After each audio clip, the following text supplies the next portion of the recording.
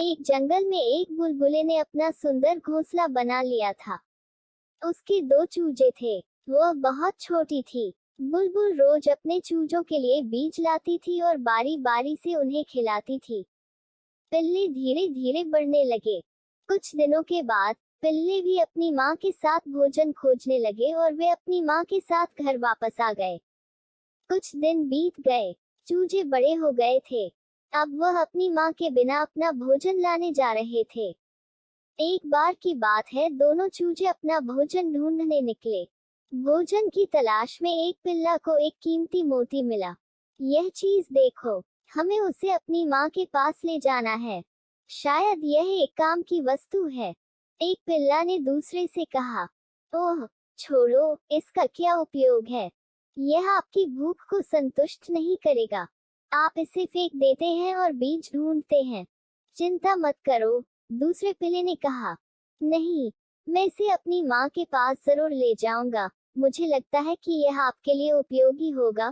पहला पिल्ला उड़ गया और मोती ले गया और माँ के पास आया और कहा, माँ, इसे देखो, आज मुझे यही मिला है। बेटा, यह तो बहुत कीमती चीज है। बुलबुल ने मोतियों को अपने घोंसले में रखते हुए कहा कि ऐसी वस्तुएं समय के साथ बहुत उपयोगी होती हैं। एक दिन एक शिकारी जंगल में आया। उसने एक ही स्थान पर ढेर सारे बीज फैला दिए। उसने अपना जाल निकाला और कुछ ही दूर एक पेड़ के नीचे बैठ गया। कुछ ही देर में कई पक्षी शिकारी के जाल में फंस गए। बुलबुल के दोनों चूजे भी शिकारी के जाल में गिर गए। अब क्या करें? सभी पक्षी एक साथ आए और सोचने लगे, आइए हम शिकारी को प्रार्थना करें कि वह हमें आपके जाल से बाहर निकाले, क्योंकि हमारे चूजे घोंसले में हमारा इंतजार कर रहे होंगे। हो सकता है कि आपकी दया आ जाए और शिकारी आपको जाने दे। एक मैना बोली, कोई भी शिकारी तुम्हें इस तरह कभी नहीं छोड़ेगा। हाँ, यदि आप उसे किसी मूल्यवान वस्तु का लालच देंगे, तो वह आपको जाने देगा। लेकिन हमारे पास इतनी कीमती चीज कहाँ है? एक पक्षी ने नाराज होकर कहा, हमारे पास एक कीमती मोती है। यह हमारी माँ के घर में छिपा है। अगर हम उसे शिकारी को देंगे तो वह हम सबको जाने देगा। बुलबुल का पिल्ला कहा, लेकिन आपको वह मोती कैसे मिलेगा? चिड़िया ने रानी से कहा, एक कबूतर अभी भी आजाद है। देखो, वह उस पेड़ पर बैठा है। अगर आप उसे बुलबुल के घोंसले से मोती लाने को कहें तो वह आपकी मदद कर सकता है। कोयल ने कहा। कुछ पक्षियों ने कबूतर को बुलाया और सब कुछ समझाया। कबूतर तुरंत उनकी सहायता के लिए आया। वहां से वह बुलबुल आया और उसे सब कुछ समझाया। बुलबुल ने मोती लिया और वह कबूतर के साथ उस स्थान पर आ गई जहां सभी पक्षी और उसके चूजे फंस गए थे।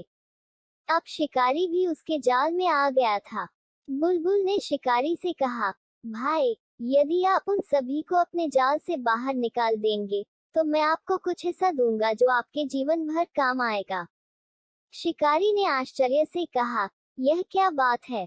यह अनमोल मोती। बुलबुल ने शिकारी को मोती दिखाते हुए कहा।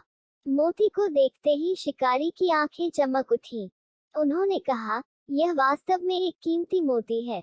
इसे मुझे दो, मैं उन सबको छोड़ दूंगा। लेकिन बुलबुल बेवकूफ नहीं थी। मोती शिकार के पक्षियों को नहीं छोड़ेंगे। अगर ऐसा होता तो पक्षी मर जाते और मोती भी।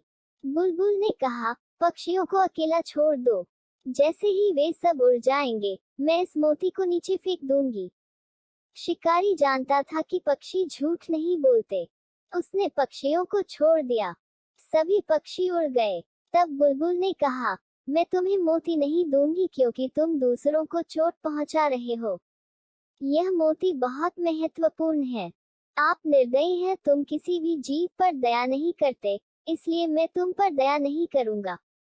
बुराई बदतर होनी चाहिए, यही तुम्हारी सजा है।